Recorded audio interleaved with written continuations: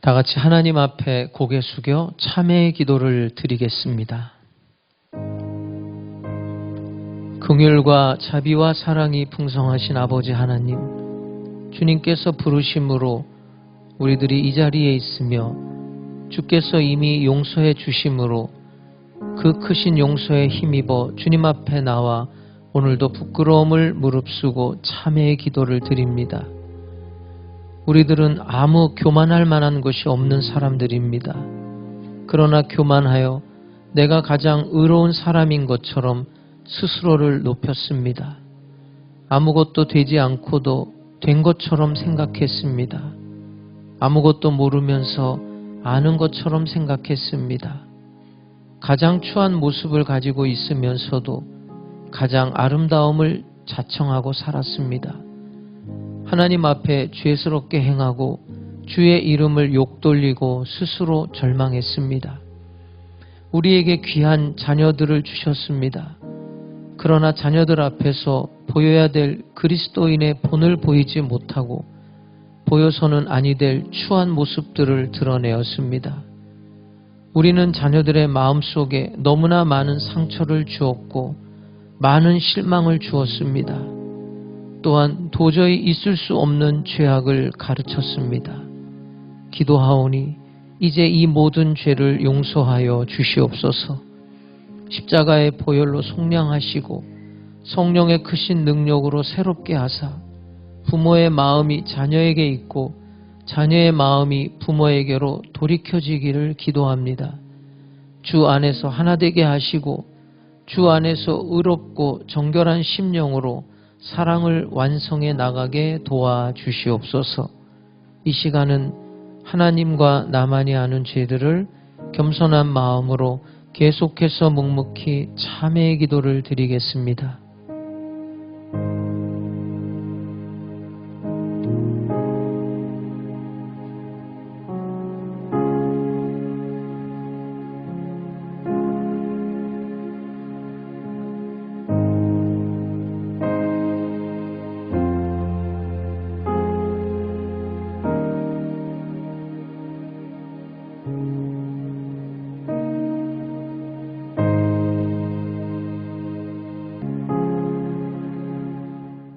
만일 우리가 우리 죄를 자백하면 저는 미쁘시고 의로우사 우리 죄를 사하시며 모든 불의에서 우리를 깨끗게 하실 것이요. 그러므로 이제 그리스도 예수 안에 있는 자에게는 결코 정죄함이 없나니 이는 그리스도 예수 안에 있는 생명의 성령의 법이 죄와 사망의 법에서 너를 해방하였음이라. 아멘.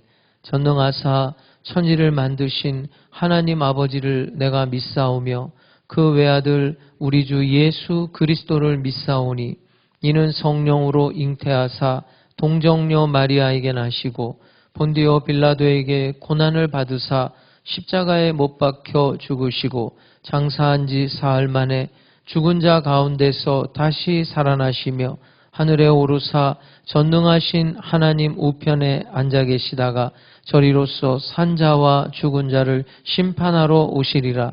성령을 믿사오며 거룩한 공회와 성도가 서로 교통하는 것과 죄를 사하여 주시는 것과 몸이 다시 사는 것과 영원히 사는 것을 믿사옵나이다. 아멘.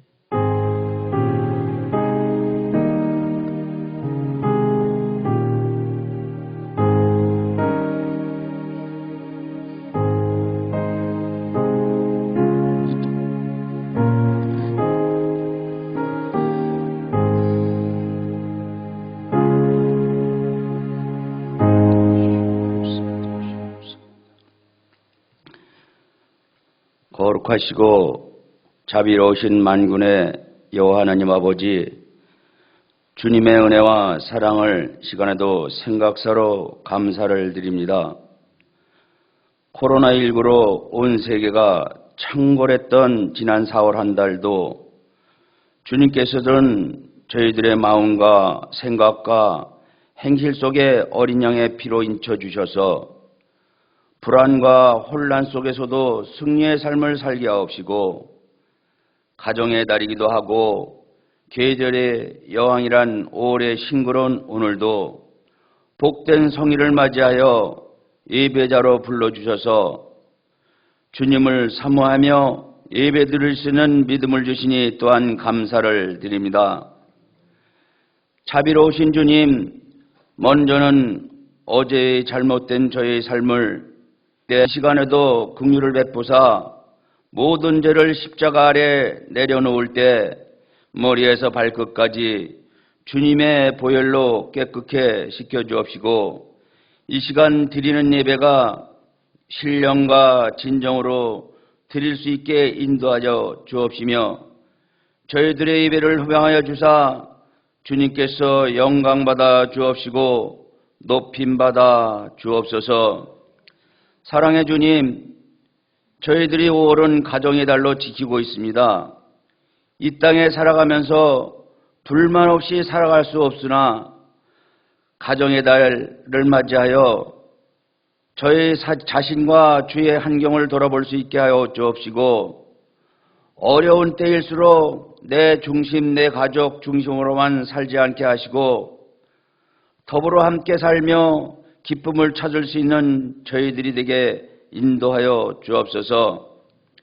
경제가 어렵다 보니 일자리도 어렵기만 합니다. 가정마다 생계수단이 막히지 않도록 물질의 통로를 열어 주옵시고 물질 때문에 괴로움 당하는 가정들이 없도록 주님께서 축복하여 주옵소서.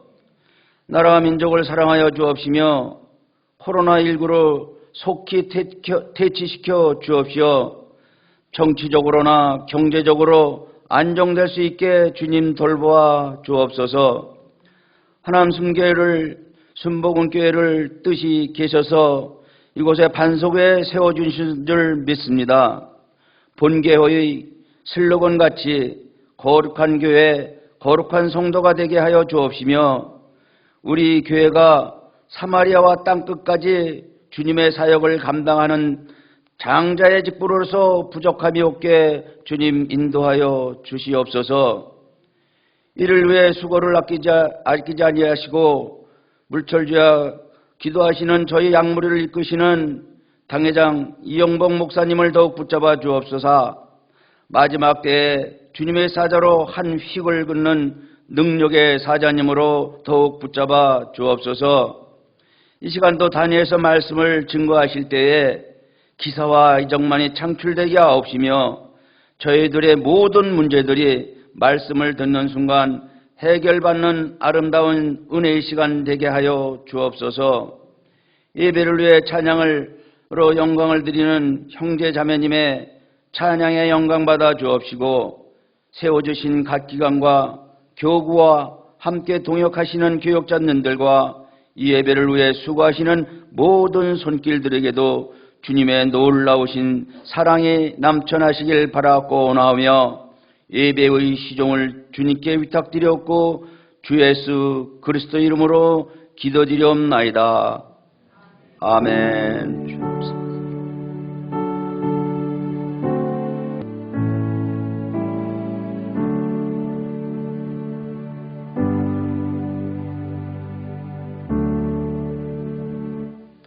하나님 말씀은 고린도 후서 1장 3절에서 11절까지의 말씀이 되겠습니다. 하나님의 말씀을 제가 봉독하겠습니다. 찬송하리로다. 그는 우리 주 예수 그리스도의 하나님이시요 자비의 아버지시요 모든 위로의 하나님이시며 우리의 모든 환난 중에서 우리를 위로하사 우리로 하여금 하나님께 받는 위로로서 모든 환난 중에 있는 자들을 능히 위로하게 하시는 이시로다. 그리스도의 고난이 우리에게 넘친 것 같이 우리가 받는 위로도 그리스도로 말미암아 넘치는도다. 우리가 환난 당하는 것도 너희가 위로와 구원을 받게 하려는 것이요 우리가 위로를 받는 것도 너희가 위로를 받게 하려는 것이니 이 위로가 너희 속에 역사하여 우리가 받는 것 같은 고난을 너희도 견디게 하느니라. 너희를 위한 우리의 소망이 견고함은 너희가 고난에 참여하는 자가 된 것 같이 위로에도 그러할 줄을 알미라. 형제들아, 우리가 아시아에서 당한 환난을 너희가 모르기를 원하지 아니하노니 힘에 겹도록 심한 고난을 당하여 살 소망까지 끊어지고 우리는 우리 자신이 사형 선고를 받은 줄 알았으니 이는 우리로 자기를 의지하지 말고 오직 죽은 자를 다시 살리시는 하나님만 의지하게 하심이라. 그가 이같이 큰 사망에서 우리를 건지셨고 또 건지실 것이며 이후에도 건지시기를 그에게 바라노라. 너희도 우리를 위하여 간구함으로 도우라. 이는 우리가 많은 사람의 기도로 얻은 은사로 말미암아 많은 사람이 우리를 위하여 감사하게 하려 함이라. 아멘.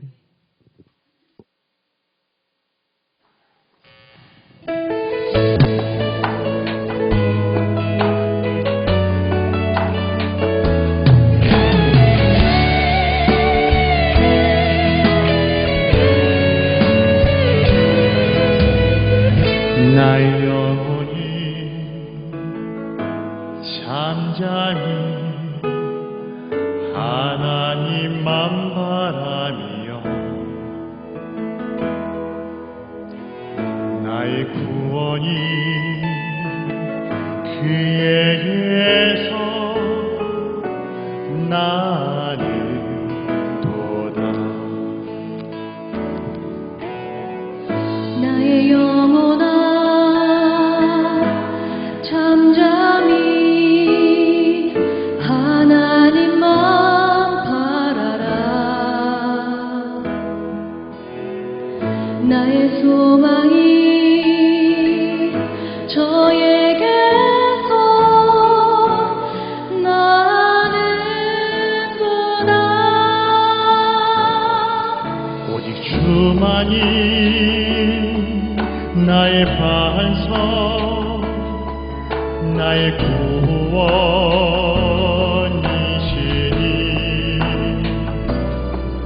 오직 주만이 나의 산석, 내가 요동치 아니하리.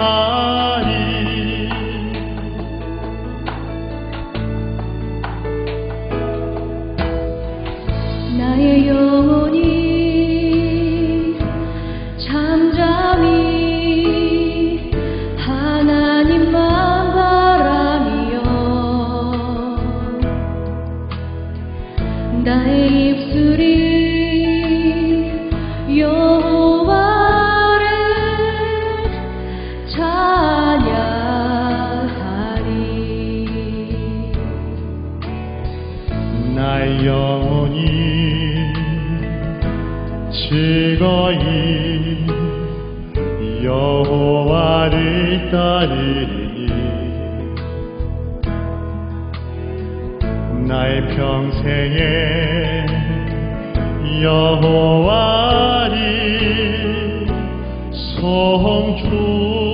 송축하리. 오직 주만이 나의 반석, 나의 구원이시니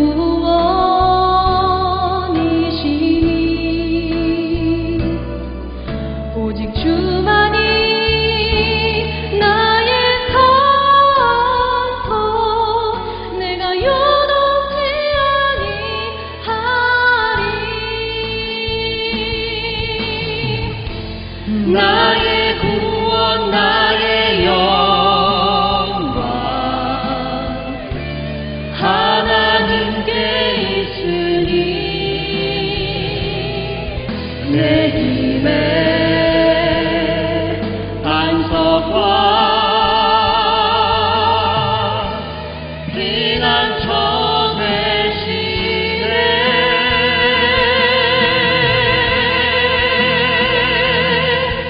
오직 주만이 나의 반석,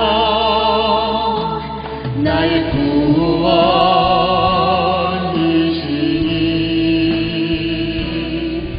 오직 주만이 나의 산석, 내가 요동치 아니하리. 내가 요동치 아니하리.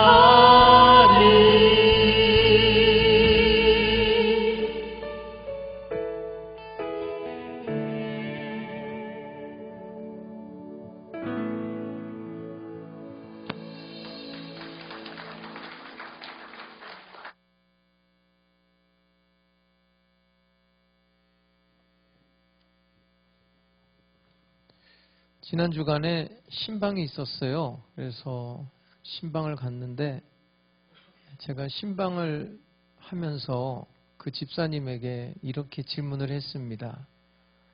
수요일 날 11시에 신방을 했는데요. 만약에 10시쯤에 내가 전화를 해서 갑자기 일이 생겨서 신방을 못 가게 됐습니다. 만약에 내가 그렇게 말했으면 집사님 마음이 어떻겠어요? 솔직하게 말해달라고 그랬어요. 제가 이렇게 신방을 해보면 신방 받는 성도들의 집이 정말 깨끗해요. 그래서 나중에 알고 보니까 그러더라고. 목사님 1년에 한 번 자기네들은 대청소를 한대요. 그래서 왜요? 그랬더니 목사님 오는 날 맞춰서 대청소를 한대요. 나는 맨날 깨끗한 집만 보는 거죠.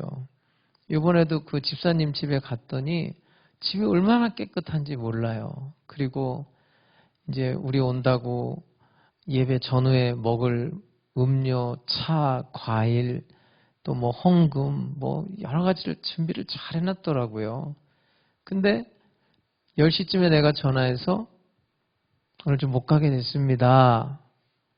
그럼 어떨 것 같냐고 그랬더니 섭섭했겠죠? 이러더라고요. 굉장히 점잖하게 말하더라고. 왜냐하면 제가 이제 총회 일도 있고 지방의 일도 있어서 가끔 신방을 그렇게 좀 연기할 때가 있거든요. 갑작스럽게. 그러면 반응이 많아요. 목사가 그러면 안 된다고. 어떻게 그럴 수가 있냐고. 일주일 전부터 대청소를 하고 이렇게 준비를 했는데 막 속상해가지고 그런 분들도 있고 그런데 이분은 그러더라고요. 점잖게 섭섭했겠죠. 이러더라고요.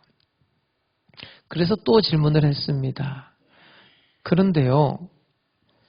신방하는 당일날 집사님이 아침에 일어났는데 막 몸이 너무 힘들고 누구 만나는 것도 귀찮을 정도로 막 너무 몸이 힘든 거예요. 몸살 기운이 있고 감기 기운이 있는데 내가 전화를 해가지고 신방을 좀 다음으로 연기했으면 어떨까요? 이렇게 말하면 어땠을까요?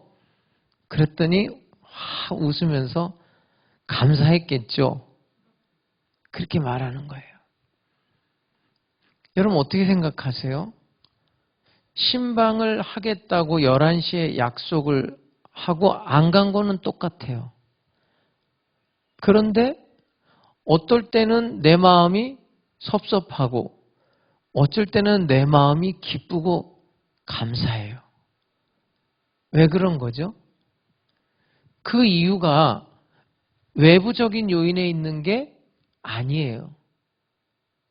내가 지금 뭘 바라고 있는가? 내 욕구에 의해서 달라지는 거예요. 내 지금 욕구가 오늘 나는 꼭 좀 만났으면 좋겠다라는 욕구가 강할 때는 섭섭한 거죠. 그러나 오늘 좀 만나고 싶지 않다. 내 몸이 너무 힘드니까 오늘 좀 피했으면 좋겠다. 그렇게 원했을 때는 감사한 거란 말이죠. 내가 지금 내 마음속에 뭘 요구하느냐에 따라서 달라질 수가 있는 거예요. 여러분 우리가 어떤 일이 있을 때마다 그런 거예요. 남편 때문에 이렇게 됐다. 저 왼수. 아내 때문이다. 자식 때문이다. 내가 부모를 좀 잘 만났으면 좀 잘 사는 집에 태어났으면 이렇지 않았을 텐데 누구 때문에 그런 줄 알거든요. 정말로 그럴까요? 정말 그 사람 때문일까요? 그러면서 내가 내 마음대로 원망하고 불평하고 섭섭해하면서 망가져도 되겠어요? 야고보서 1장 14절에 보면 이런 말씀이 나옵니다. 오직 각 사람이 시험을 받는 것은 자기 욕심에 끌려 미혹됨이니. 내가 왜 시험을 당하고 내가 왜 힘들어지느냐? 내 욕심에 끌려서 미혹된다는 거예요. 내 욕구가 있어요. 내 요구사항이 있고 내 욕망이 있어요. 사람은 내 욕심과 욕망과 요구사항에 따라 생각하고 말하고 행동하는 거예요. 그러면서 시험에 들 수 있다는 거죠. 내가 원하는 게 도대체 뭔가? 그걸 반드시 점검해 봐야 돼요. 똑같은 사건이에요. 그 똑같은 사건에 대해서 반응이 달라질 수 있다는 거예요. 반응이 달라지면 결과도 달라져요. 그것을 오늘 본문에서는 환난과 고난이라고 그랬어요. 환난이라는 사건이, 고난이라는 사건이 나에게 와요. 형제들아, 내가 아시아에서 당한 환난을 너희가 모르기를 원치 아니한다. 그리고 고난이라는 단어도 나오고 있어요. 지금 사도 바울이 어떤 사건을 당해요. 그것을 환난이라고도 하고 고난이라고도 했어요. 그런데 그 사건을 당할 때 그 환난과 고난 가운데 그대로 원망하고 불평하며 망하는 사람도 있지만 그렇지 않은 사람들도 있어요.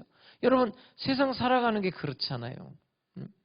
똑같은 어려운 사건을 경험하면서 똑같이 원망하고 불평할 수 있는데 어떤 사람은 그것 때문에 망하고 관계도 깨지고, 그런데 어떤 사람은 그것을 오히려 위기로 바꿔서 성공하는 사람들이 있잖아요. 왜 그런 걸까요? 오늘 성경은 말합니다. 사도 바울이 오늘 본문 8절에 보면 형제들아, 우리가 아시아에서 당한 환난을 너희가 모르기를 원치 아니한다. 이 말은 알기를 원한다는 거예요. 알기를 원한다는 것의 강한 표현이 모르기를 원하지 않는다. 그러면서 뭐라고 말하냐면 힘에 겹도록 심한 고난을 당하여 살 소망까지 끊어졌다. 이렇게 표현하고 있어요. 그러면 구체적인 사건에 대한 이야기는 없어요. 그런데 아시아에서 당한 환난이 자기는 너무 힘에 겹도록 힘들었고 살 소망까지 끊어졌다는, 그럼 도대체 어떤 일을 당했을까? 바울은 살면서 어떤 고난, 어떤 환난이 있었을까? 고린도후서 11장 23절 이후에 나와요. 내용이. 그걸 잠깐 소개해 드릴게요. 나는 옥에 갇히기도 더 많이 했다는 거예요. 매도 수없이 맞았대요. 여러 번 죽을 뻔했다. 유대인들에게 40에 하나 감한매, 그러니까 39대예요. 그러니까 40대, 39대 이상 맞으면 사람이 그 체력이 버틸 수가 없어서 죽어요. 그래서 사형은 아니기 때문에 매질을 해도 39대까지 때리는데 그런 40에 하나 감한매를 3번 맞았다고 그랬어요. 그리고 3번의 태장을 맞고, 한 번은 스데반처럼 돌로 맞았고 3번 파선했다고 그랬어요. 그러니까 그 배를 타고 여행을 하다가 바다에서 3번 파선한 거예요. 그러면서 일주야를 깊은 바다에서 지내기도 했어요. 여러 번 여행하면서 강의 위험과 강도의 위험과 동족의 위험과 이방인의 위험과 시내의 위험과 광야의 위험과 바다의 위험과 거짓 형제의 위험을 당했다고 고백했습니다. 또 내가 수고하고 애썼는데 여러 번 자지 못했고 줄이고 목마르고 여러 번 굶고 춥고 헐벗었다고 그랬어요. 그게 고린도후서 11장 23절부터 27절까지 나와 있는 얘기입니다. 이런 사건들을 오늘 본문에서 2가지로 말한 거예요. 힘에 겹도록 고난을 당했고 살 소망까지 끊어졌다. 그것을 한마디로 또 뭐라고 말하냐면 우리 마음에 사형 선고를 받은 줄 알았다. 이렇게 본문에 표현하고 있어요. 여러분, 사도 바울이 힘에 겹도록 고난을 당했다는 건 뭐냐면 너무 견디기 어려웠었다는 거예요. 내 육체적으로 더 이상 견딜 수가 없었다는 거죠. 주기철 목사님의 순교사를 읽어보면 여러분, 순교라는 게 그렇잖아요. 단 한 번의 고통으로 끝나면 그래도 견딜만 해요. 누가 여러분 머리에다가 총을 겨누면서 예수를 저주하고 부인해, 안 그러면은 이 총으로 쏴 죽일 거야. 그럼 그 한순간에 나는 예수를 부인할 수 없습니다. 나는 예수님을 사랑합니다. 예수님은 나의 구주입니다. 그리고 빵 해가지고 순교를 한다면 그거는 그나마 괜찮은 거죠.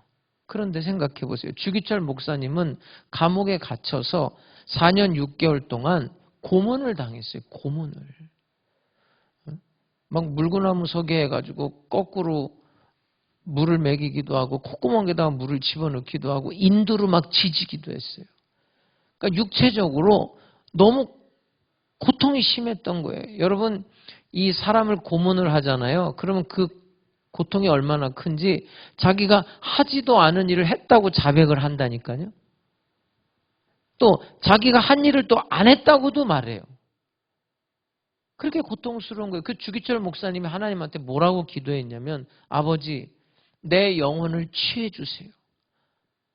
나 좀 빨리 데려가 주세요. 나 이대로 가다가는 순교 못할 것 같아요.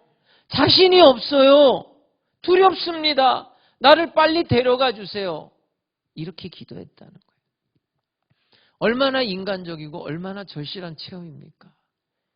이게 바로 힘에 겹도록 고통이 잠깐인 건 견딜 수 있잖아요. 그러나 그 고통이 계속되고 계속 오래되면 그게 견디기가 힘들었던 거예요. 여러분 오늘 우리가 이 현실 생활을 하면서 힘에 부칠 때가 있죠. 애 하루만 보면은 괜찮은데 이거 매일 애 볼래니까 그것도 힘든 거예요. 그런 유행어가 있었어요. 애 볼래 밥 맬래 그러면 밭을 맨다면서요. 그럼 자기 애인데도 자기 손자 손녀인데도 힘든 거예요. 막 할머니들이. 젊은 애들은 자꾸만 애 맡기고 놀러 가려고 그러고 또 애 맡겨놓고 직장 가려고 하는데 너무 힘든 거예요. 사랑 안 하는 건 아니에요. 근데 육체적으로 힘든 거예요. 공부하는 것도 체력이 필요해요. 근데 체력이 없는 사람들은 공부하려면 그것도 힘들죠. 직장에 맨날 출근하는 것도 너무너무 힘든 거예요. 먹고 사는 것도 힘들어요. 가정에서 부부 생활하고 가족들하고 생활하는 것도 어쩔 때는 막 힘에 겨우는 거예요. 아니 밥 먹고 설거지 했는데 좀 쉬려고 그러니까 또 점심 차려야 되고 막 이런 부분들이 너무너무 힘들고 지쳐서 그런 사람도 있어요. 그냥 포기하고 싶다고. 다 끝내고 싶다고. 사실 그런 건 아무것도 아니지만 사도 바울은 그런 육체적으로 힘든 일들을 많이 경험했다는 거예요. 더군다나 살 소망까지 끊어졌다는 것은 육체적인 고난뿐이 아니에요. 정신적으로도 그 고난의 한계가 끝으로 온 거예요. 아, 이대로 죽는가 보다. 여러분, 우리의 의지도 한계가 있는 거예요. 예를 들어서 어렵고 힘들 때 버텨야지, 견뎌야지, 이겨내야지 그런 생각해요. 그러다가 더 이상 그런 생각을 못하는 순간이 있어요. 그게 바로 살 소망이 끊어지는 거예요. 그래서 9절에 보면 우리는 우리 자신이 사형 선고를 받은 줄 알았다고 그랬습니다. 이것은 신앙적인 차원에서 한계를 넘어서는 거예요. 때로 우리는 하나님이 도와주실 거다. 하나님이 함께 하실 거다. 빌립보 감옥에서 그 감옥문이 열렸던 것처럼 이 감옥의 문도 열릴 것이다. 하나님이 천사를 보낼 것이다. 이렇게 기대하고 기도해왔지만 환난이 너무 심해지고 고통이 너무 심해지고 어렵고 힘든 시간이 계속 이어지다 보면 이제 그것마저도 포기하게 되는 거예요. 여기까지인가 보다. 이제는 이렇게 죽는가 보다. 이런 생각이 들었던 적이 한두 번이 아니라는 거예요. 이것이 바울의 경험이에요. 우리도 그렇잖아요. 예를 들어서 몸이 아프고 병이 들었어요. 심한 병이 들어요. 그래서 하나님 앞에 기도합니다. 물질적으로 어려운 일을 당해서 하나님 앞에 간절히 기도합니다. 그런데 이제 기도할 힘도 없을 때가 있어요. 어느 한계를 넘어설 때가 있단 말이에요. 이제는 안 되나 보다. 여기까지인가 보다. 하나님이 나를 부르시나 보다. 하나님이 내 영혼을 부르시나 보다. 사실 여러분 그런 시간을 바로 포착해야 돼요. 바울은 그런 생각을 했다는 거예요.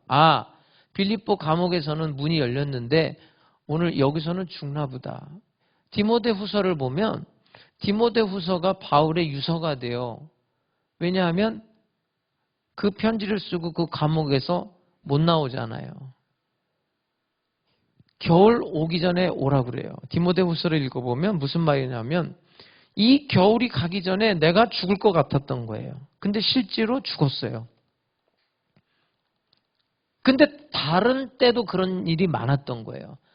이제 죽을 것 같은 거예요. 사형 선고를 받은 줄 알았어요. 그런데 하나님이 살리시고 또 죽는 줄 알았는데 또 살리시고 또 죽는 줄 알았는데 또 살려줬다는 거예요. 우리도 여러분 정치적으로, 경제적으로, 사회적으로 혹은 물질적으로 또 육체적으로 이제 죽었구나 이렇게 할 때가 있죠. 근데 그것은요 내 느낌인 거예요.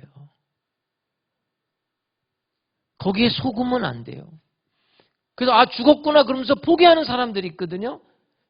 근데 여러분 거기서 다시 일어날 수 있기를 주의 이름으로 축복합니다. 그런 사람들이 성공하는 사람들이잖아요. 소위 여러분 우리가 세상에서 성공하는 사람들은 어떤 사람들입니까? 다 그런 사람들이에요. 보통 사람들은 다 이제 끝났어. 다 이제는 어쩔 수가 없어. 근데 그 사람들은 포기하지 않은 사람들이에요. 그 사람들이 리더가 되는 거예요.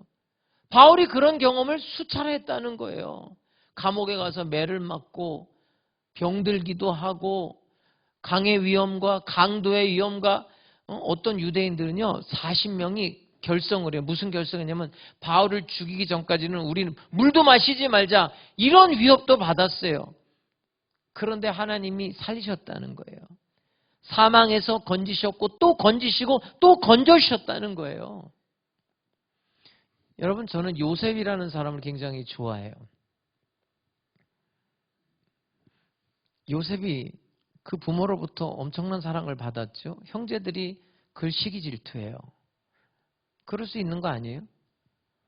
너무 유별나게 사랑하니까 채색 옷을 입히고 그래서 죽이려고 구덩이에다가 집어넣어요. 그때 요셉의 인생은 끝난 거예요. 아 죽었구나.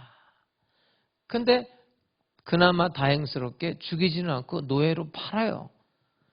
근데 여러분 한평생 노예로 사느니 죽는 게 나아요. 어떻게 보면.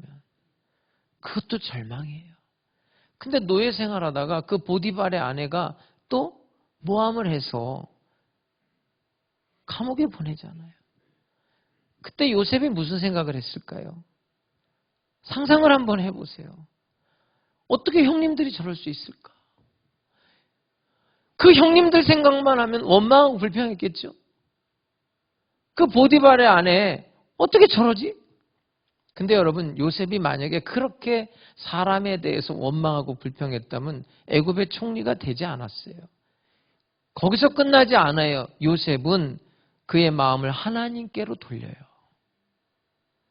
요셉이 기가 막힌 말을 하잖아요. 내가 지금 애굽으로 온 것은 형님들이 나를 보낸 게 아니라는 거예요. 하나님이 나를 이곳에 보냈다는 거예요. 이 사람은 어떤 사건, 어떤 환난, 어떤 고난을 하나님과 나와의 관계 속에서 해석을 했던 거예요. 그렇기 때문에 원망이 없는 거예요. 그렇기 때문에 불평이 없는 거예요. 그래서 미움이 없는 겁니다. 총리가 돼서 그 형들을 만났을 때 복수할 수 있는 좋은 기회잖아요. 이제 나한테 명예도 있고 힘도 있고 권세도 있잖아요. 그러나 형들을 용서해요. 성경에 보면요. 요셉이 형들 앞에서는 모른 척 하다가 자기 방에 들어가서 막 울어요. 그 울었다는 표현이 목을 놓아 울었다고 그랬어요. 엉엉 울은 거예요. 울고 또 울고 울고 또 울었어요. 난 여러분들이요. 어렵고 힘든 시간이 있다면 나는 많이 울 수 있기를 주의 이름으로 축복해요. 우세요. 교회 나와서 우시라고. 어떤 분은 막 새벽에 조용히 기도하는데 혼자서 막 울어요. 막 울면서 막 소리를 막 고함을 치면서 기도해도 난 내버려둬요. 하나님 앞에 나와서 그렇게 울어야 돼요. 나 자신을 위해서 울어야 돼요. 여러분 그냥 이렇게 살아도 되는 겁니까? 그래도 되겠어요? 우세요. 통곡해 보시라고. 나를 위해만 울지 말고 또 다른 사람을 위해서도 우세요. 코로나19 때문에 아마 앞으로 경제가 너무 힘들 거예요. 나라는 빚더미에 올라앉고 그러나 이것도 해나가야 되겠죠. 이천의 화재 사건, 이 사람도 얼마나 힘들까. 우리가 사건 사고를 보면서 그 사람들을 위해서 울어줘야 돼요. 요셉이 울었지만 여기서 중요한 건 미움이 없다는 거예요. 미움이. 저는 이것이 성공하는 사람들의 특징이고 리더의 모습이라고 생각해요. 미워하지 않아요. 대화를 한단 말이에요. 여러분 우리는 보통 미움이 시작되면 대화 단절, 관계가 단절이에요. 그런데 대화를 하는 거예요. 계속 대화를 해요. 그러면서 사랑해요. 그러면서 형님들과 형님들의 자손들까지 내가 다 책임질 테니까 걱정하지 마십시오. 내가 복수한다고 걱정하지 마세요. 형님들이 나를 이곳에 판 게 아니라 하나님이 나를 이곳에 보낸 겁니다. 이렇게 나를. 여러분, 예수님이 십자가에서 죽으십니다. 그때 뭐라고 기도합니까? 그 제자들을 위해서 기도하잖아요. 저들의 죄를 용서해달라고. 그러면서 부활하신 예수가 베드로에게 나타나서 대화를 시도해요. 대화를 해야 돼요, 여러분. 요한의 아들 시몬아, 네가 다른 사람들보다 나를 더 사랑하느냐? 대화하는 거예요. 그리고 사랑해 주는 거예요. 이제 내 양을 먹이라. 이렇게 문제를 해결하는 거예요. 스데반 집사도 마찬가지고, 사도 바울이 감옥 안에서 얼마나 힘들었겠어요. 그러나 찬송이 넘치고, 감옥 바깥에 있는 사람들한테 기뻐하라. 주 안에서 기뻐하라. 내가 다시 말하노니 주 안에서 항상 기뻐하라. 여러분, 사형 선고를 받은 그런 일들이 많을 거예요. 여러분 삶에도 많이 있을 거예요. 바울도 마찬가지였어요. 그러면서 이 고린도 교회 사람들에게, 문제 많고 환난 중에 있는 고린도 교인들에게 오늘 성경은 이렇게 말합니다. 내가 아시아에서 당한 환난을 너희가 알기를 원한다. 왜 알기를 원하느냐? 내가 당한 환난을 너네들이 알아야, 내가 이렇게 환난을 당하고 고난을 당하면서도 이 복음을 위해 살고 이 신앙을 지키면서 살고 저 하늘나라를 위해 사는 것은 그만큼 복음이 확실하고 천국이 확실하고 하늘나라가 확실하기 때문이라는 거예요. 여러분, 복음이 얼마나 확실했으면 이런 사형 선고를 받는 일들을 계속적으로 겪으면서도 포기하지 않았을까? 그러면서 고린도 교인들에게 가르쳐주고 있어요. 고난과 환난을 경험한 선배로서 뭘 가리키냐면, 이렇게 고난 중에 있을 때, 이렇게 환난 중에 있을 때 두 가지 유익이 있다는 거예요. 무슨 유익이냐? 첫 번째는 오늘 9절에 보니까 자기를 의지하지 말고 이렇게 말해요. 여러분, 우리는요, 자기를 의지해요. 내가 가지고 있는 돈, 물질, 명예, 지식, 내 감정 굉장히 소중하게 생각해요. 자기 기분, 이걸 의지하면서 살다가 환난이 와서 고난이 왔을 때 이런 것들이 아무 소용이 없다는 걸 알게 돼요. 그것이 유익이라는 거예요. 아, 물질도 믿을 게 못 되는구나. 건강도 믿을 게 못 되는구나. 지식도 믿을 게 못 되는구나. 근데 여러분, 이걸 꼭 닥쳐야 깨닫게 돼요. 희한하죠? 우리가 애들한테 위인전을 읽히잖아요. 저는 지금도 사실은 기독교 서적이 아닌 책도 좀 읽어요. 굉장히 좋아요, 사실은. 그 각계 방면에서 뭐 정치, 경제, 사회, 문화, 스포츠에서 성공한 사람들의 이야기를 읽으면 굉장히 재밌어요. 우리가 어렸을 때 위인전을 왜 읽습니까? 그 위인전을 읽으면서 우리도 그렇게 되라는 거 아니에요, 애들한테. 너도 좀 저렇게 훌륭한 사람 되라. 오늘날 우리가 리더로 살려면 리더의 모습들을 좀 사실은 봐야 돼요. 리더들이 어떻게 살고 있는가 볼 필요가 있어요. 그걸 책을 통해서 아는 거예요. 근데 이상해요. 책을 통해서 그게 잘 안 바뀌어요.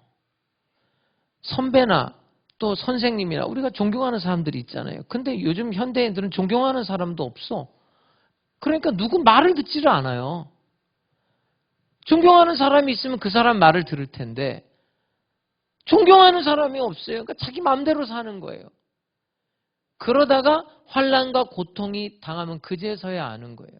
아, 좀 책을 통해서 또 선배나 멘토들을 통해서 좀 알고 미리 대비하면 좋을 텐데 이상하게 자기 몸에 딱 부딪혀야 그때서야 깨닫는단 말이에요. 인간이 그만큼 미련한 거예요.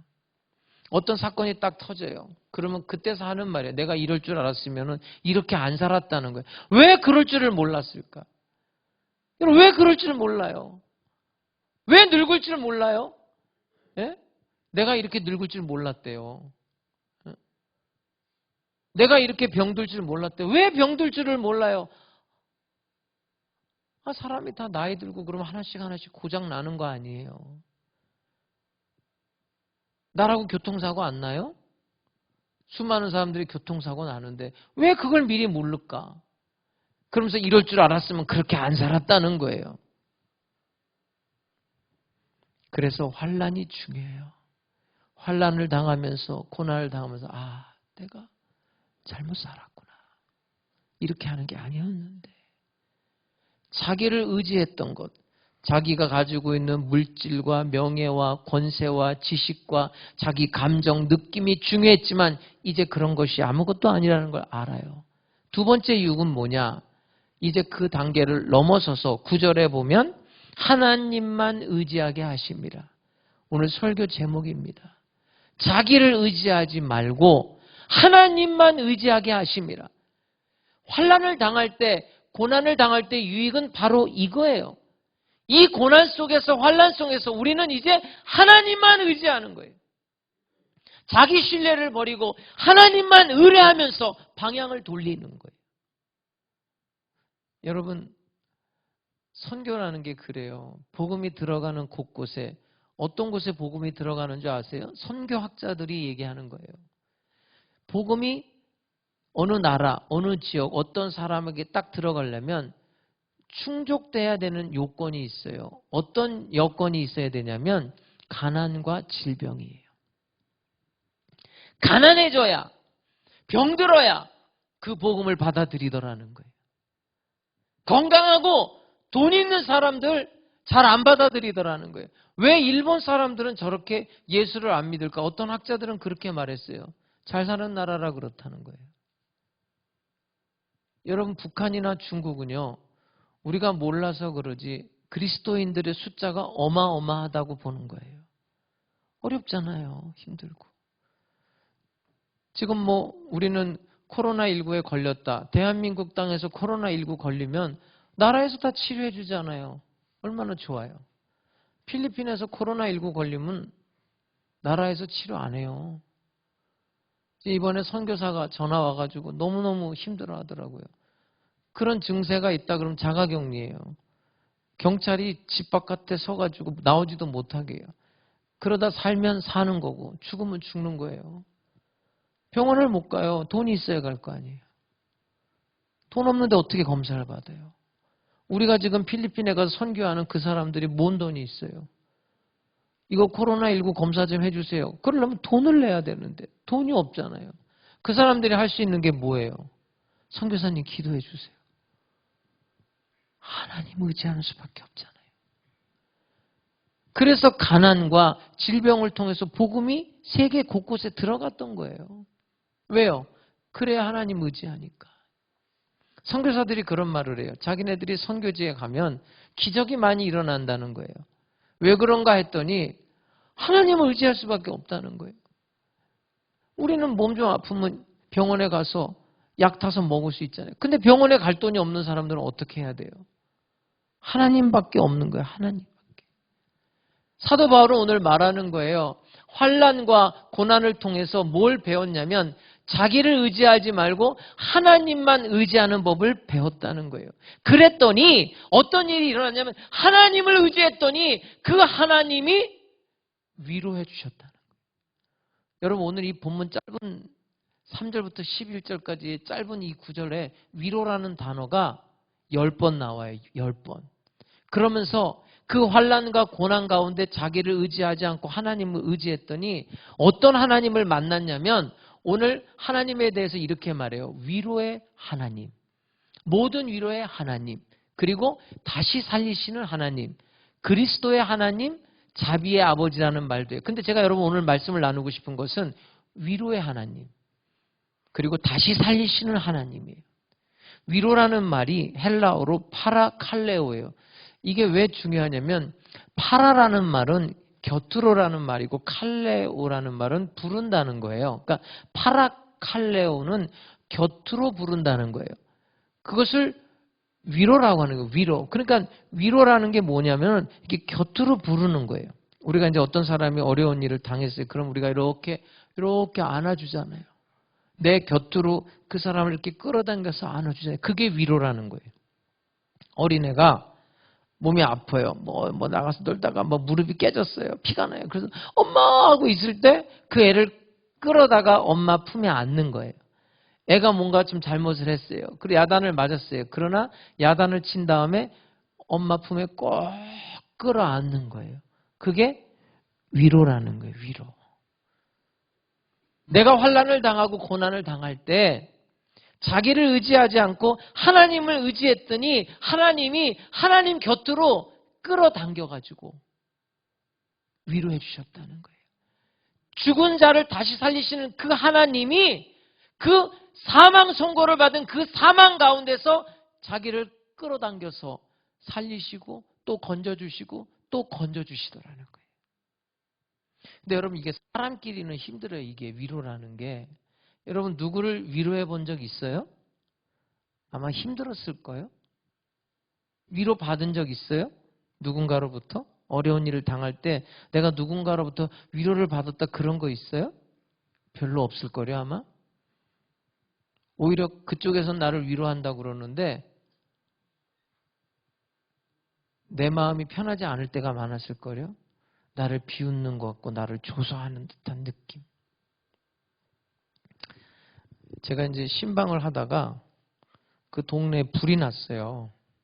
그렇게 보니까 우리 같이 신방 다니는 여자 집사님 집인 거예요. 그 근처인 거예요. 나 이름도 안 잊어버려요. 그 고씨인데 집사님 집 쪽이야. 그래가지고 그 사람은 갔어요. 신방하다가.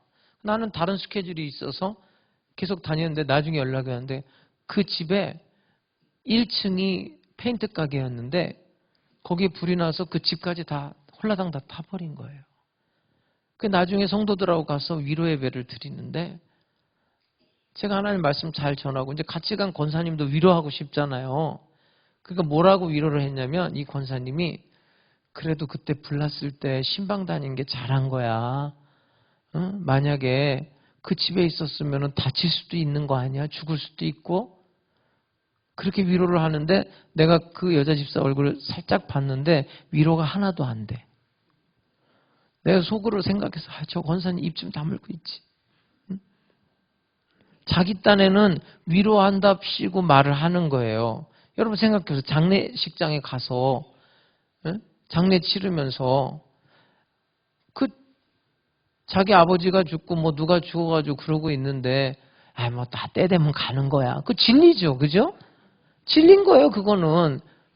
사람 한 번 왔다 다 가는 거죠. 근데 자기 딴에는 위로한답시고 다 죽는 거고 너도 죽고 나도 죽는 거야. 그게 위로가 되냐고요.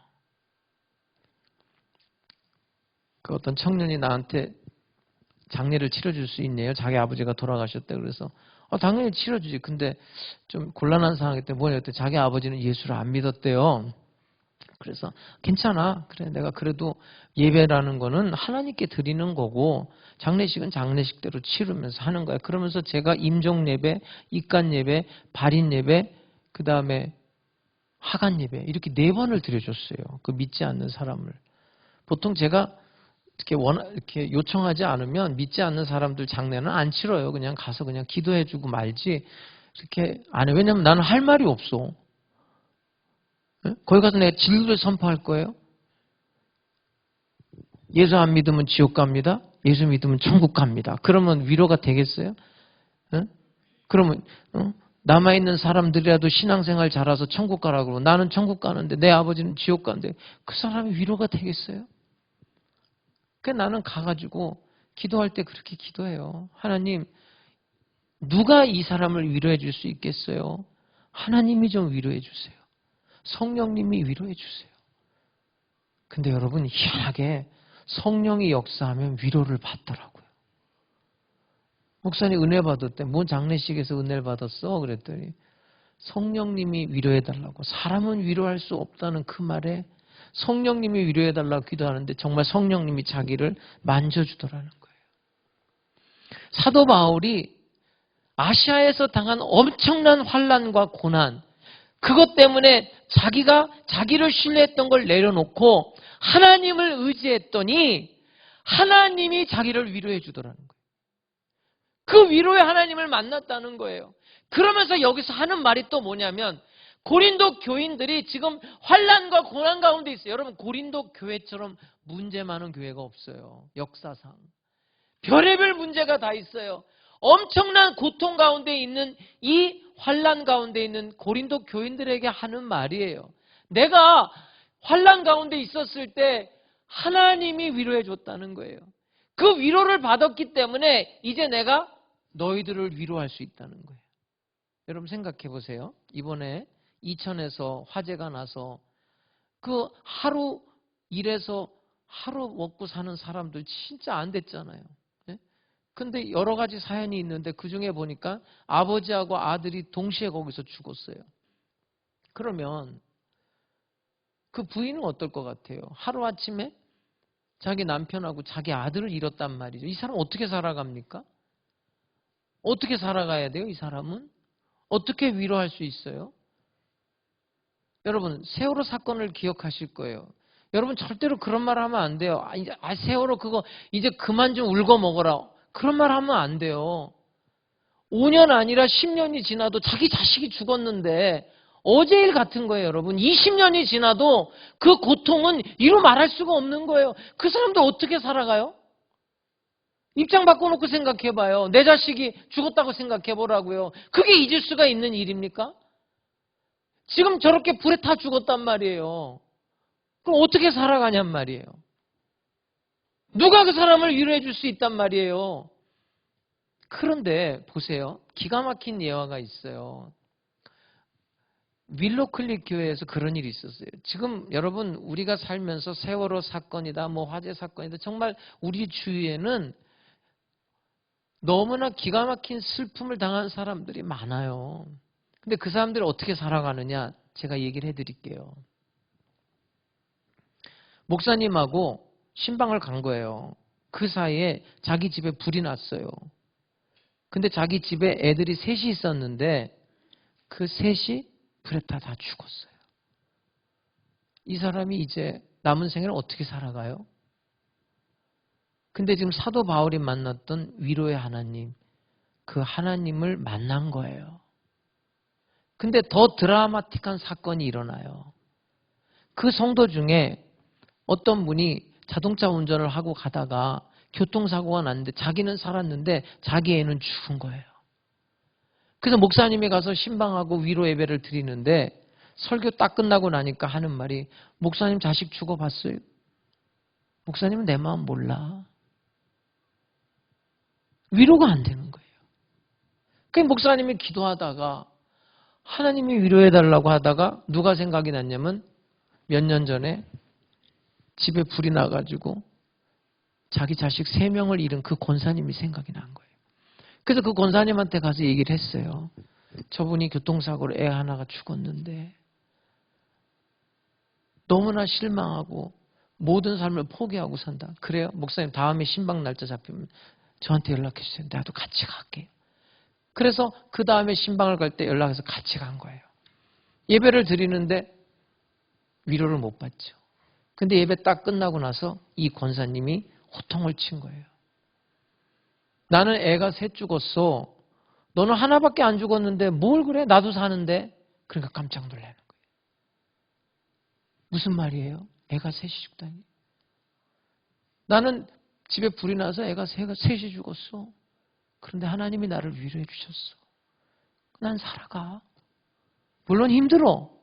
그렇지만 나는 죽은 자를 다시 살리시는 하나님을 바라보며 저 하늘나라 저 천국을 바라보면서 나는 살아가. 그 말을 듣고 이분이 위로를 받았다는 거예요. 오늘 사도 바울이 무슨 얘기를 하냐면 자기가 환난을 당했을 때 위로의 하나님을 만난 거예요.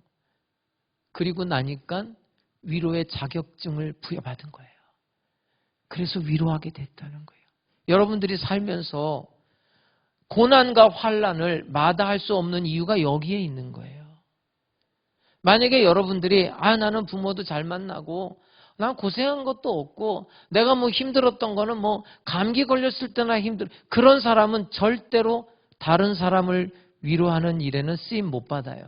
그쪽으로는 아예 할 생각도 하지 말아요.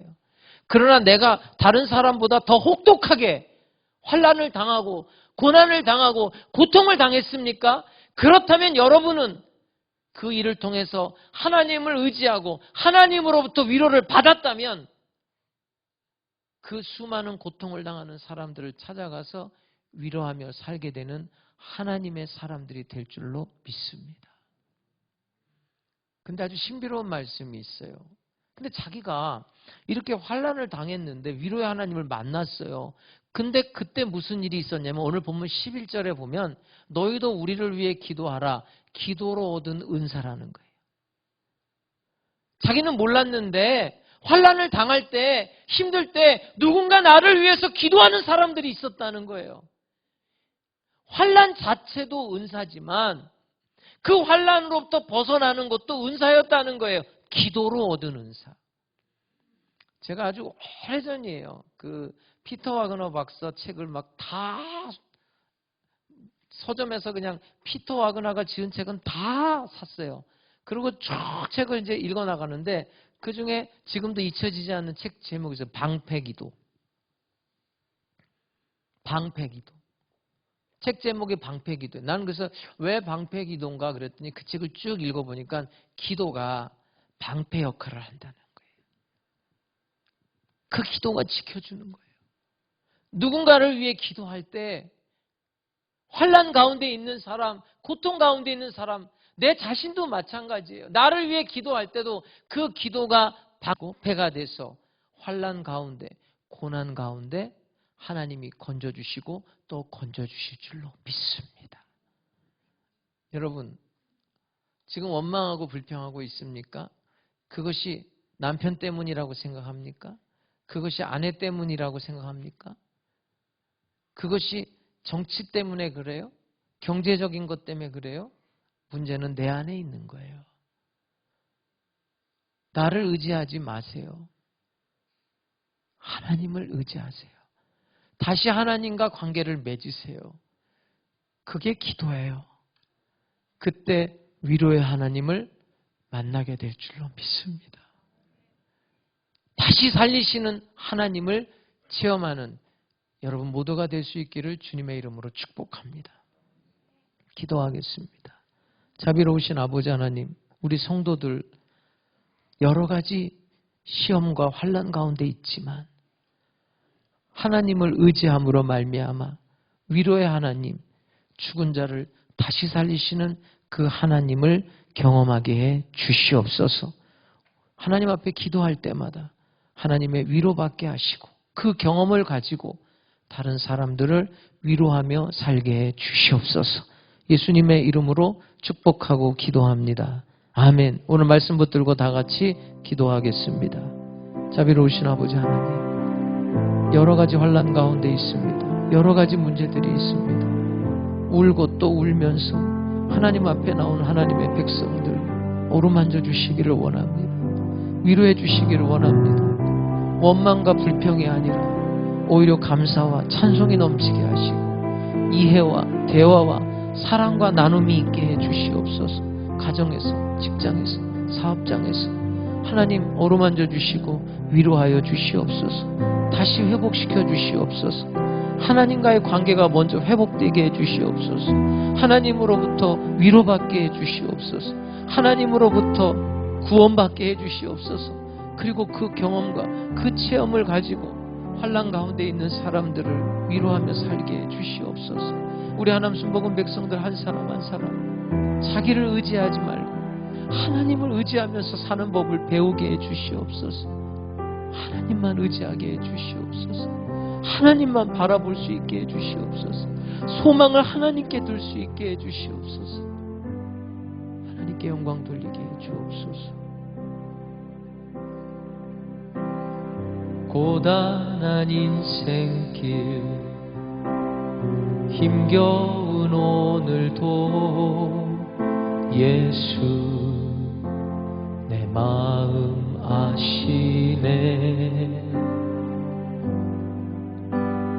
지나간 아픔도 마주할 세상도 예수 내 마음 아시네. 고단한 인생길 힘겨운 오늘도 예수 내 마음 아시네. 지나간 아픔도 마주할 세상도 예수 내 마음 아시네. 믿음의 눈 들어 주를 보리. 이 또한 지나가리라. 주어진 내 삶의 시간 속에 주의 뜻 알게 하소서. 하루를 살아도 기쁨으로 가리.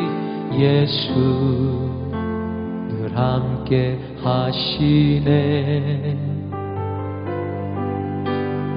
후회도 염려도 온전히 맡기리.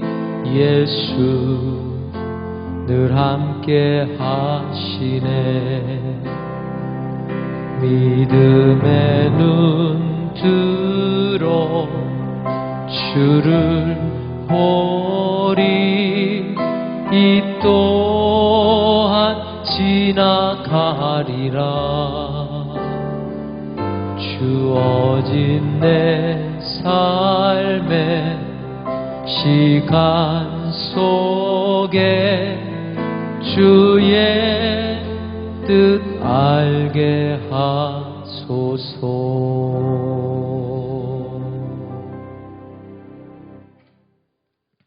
우리 이 시간에 기쁨으로 하나님 앞에 예물 드리겠습니다. 믿음과 삶을 살아내는 실력이 너무나 다른 내 모습을 볼 때에 이 모습도 주가 사랑하실까. 자신 없는 내 모습 그저 주님 앞에 있네. 자도 사랑하여 주시고 한 번도 나를 떠나지 않으셨네. 아픔 속에 주를 작게 여긴 날 꾸짖지 않으시고 내 손 잡아주시네.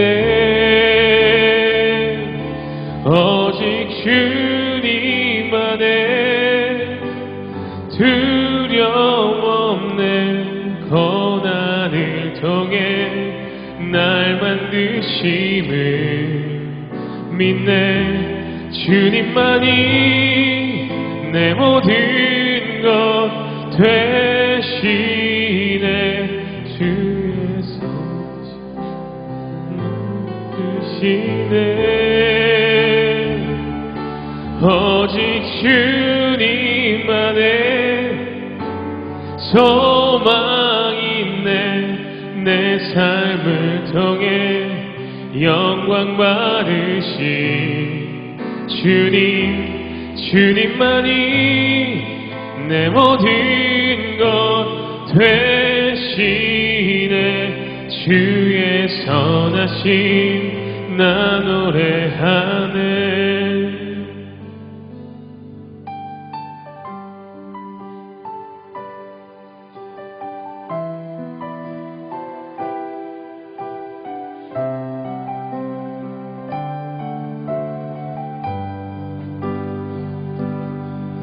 믿음과 삶을 살아내는 실력이 너무나 다른 내 모습을 볼 때에 이 모습도 주가 사랑하실까? 자신 없는 내 모습 그저 주님 앞에 있네. 나 같은 자도 사랑하여 주시고 한 번도 나를 떠나지 않으셨네. 아픔 속에 주를 작게 여긴 날 꾸짖지 않으시고 내 손 잡아주시네. 오직 주님만의 두려움 없네. 고난을 통해 날 만드심을 믿네. 주님만이 내 모든 것 되시네. 주의 강한 손 날 붙드시네. 오직 주님만의 소망 있네. 내 삶을 통해 영광 받으신 주님만이 내 모든 것 되시네. 주의 선하심 나 노래하네. 오직 주님만의 두려움 없네. 고난을 통해 날 만드심을 믿네. 주님만이 내 모든 것 되시네.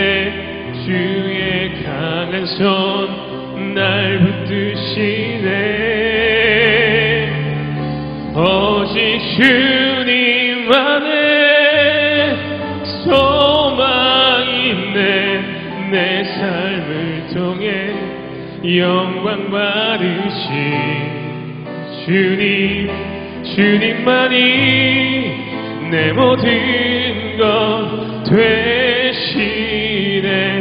주나신 나 노래하네. 주의 선하심 나 노래하네. 주의 선하심 나 노래하네.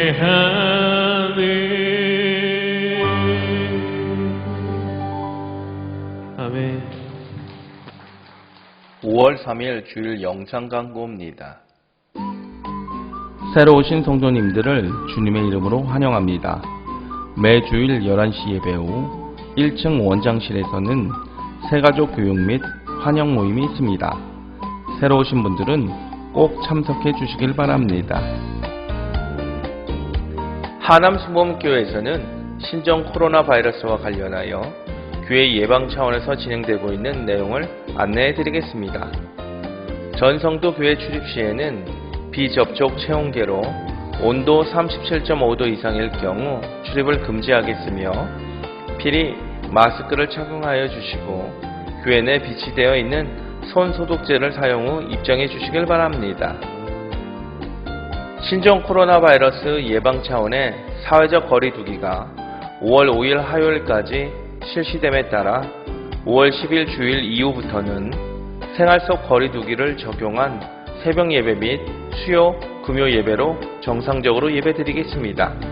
다만 당분간 성찬과 성가대 및 회중 찬양은 하지 않도록 하겠습니다. 성도님들의 많은 협조 부탁드립니다. 하남수목교회에서는 예배 전후 방역소독을 철저히 하고 있습니다. 만일에 있을 감염 환경을 예방하고 코로나19 바이러스의 확산을 막기 위해 구석구석 다니며 교회 방역소독을 하고 있사오니 성도님들께서 안심하시고 교회 예배에 참석해 주시길 바랍니다.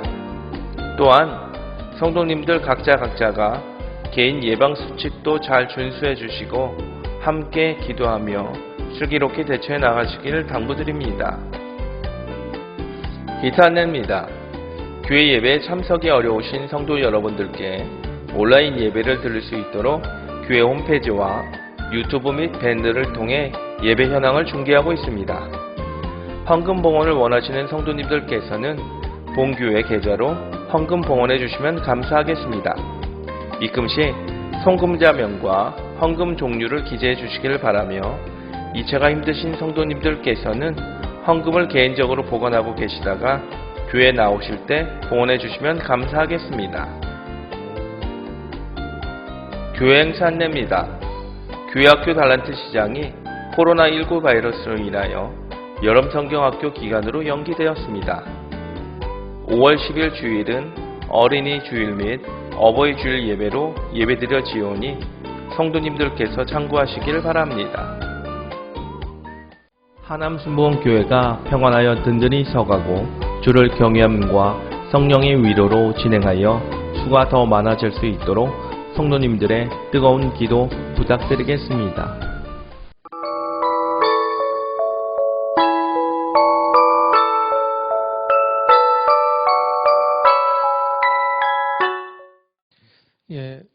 아직 당분간은 교회에서는 음식을 함께 하지 않으려고 합니다. 이해해 주시기 바라고요. 그렇기 때문에 주일날 예배를 드려도 오후 예배는 식사를 안 하기 때문에 제가 지금 계획하기로는 5월 말 정도면 끝나지 않을까 싶은데요. 그렇게 할 거니까 여러분들께서 그렇게 이해해 주시기를 부탁을 드리겠습니다. 그리고 식구들끼리는 좀 같이 앉아도 될 것 같고요. 물론 이제 우리가 거리두기를 하지만 조금 완화된 거리두기를 해도 괜찮을 것 같습니다. 그래서 지금 우리 이렇게 2m 정도로 지금 했는데 성도들이 아마 다음 주부터는 좀 더 많이 올 것 같아요. 그래서 가족들끼리는 좀 같이 앉으셔도 되고 한 줄 띄고 앉으시고 옆에는 지금 보통 3칸을 띄었는데 옆에는 한 2칸 정도만 띄고 앉는 걸로 앞뒤로는 1칸 정도 띄시고 옆에는 2칸 정도 띄면은 우리가 11시 예배 때 정상적으로 왔을 때 우리가 100명에서 뭐 한 120명 정도 또 저기 일부 예배는 9시 예배는 괜찮거든요. 여유가 11시 예배는 조금 우리가 좀 그렇게 해야 될 것 같습니다. 여러분들께서 그렇게 이해해 주시고 뭐 열이 있다든지 자기가 어떤 좀 이상이 있다 싶으면은 집에서 이렇게 유튜브로 예배를 드리시면 될 것 같고요. 당분간은요.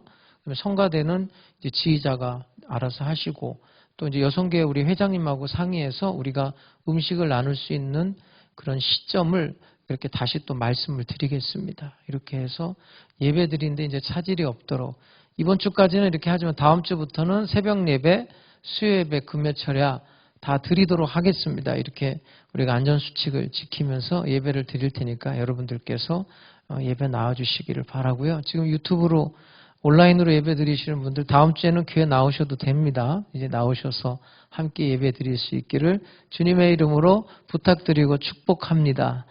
기도하겠습니다. 자비로우신 아버지 하나님 감사합니다.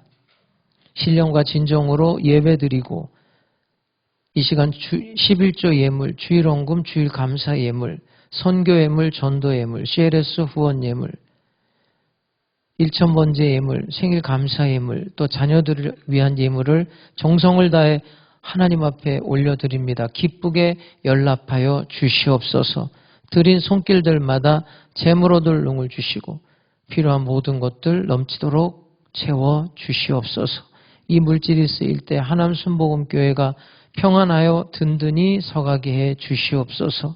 지금은 우리 주 예수 그리스도의 은혜와 아버지 하나님의 영원하신 사랑과 보혜사 성령님의 감동, 감화, 역사, 인도하심이 하나님을 의지하며 하나님께 위로받으며 하나님의 구원을 체험하며 살기 원하는 하남순복음 백성들 머리 위에 영원토록 함께 계실지어다. 아멘.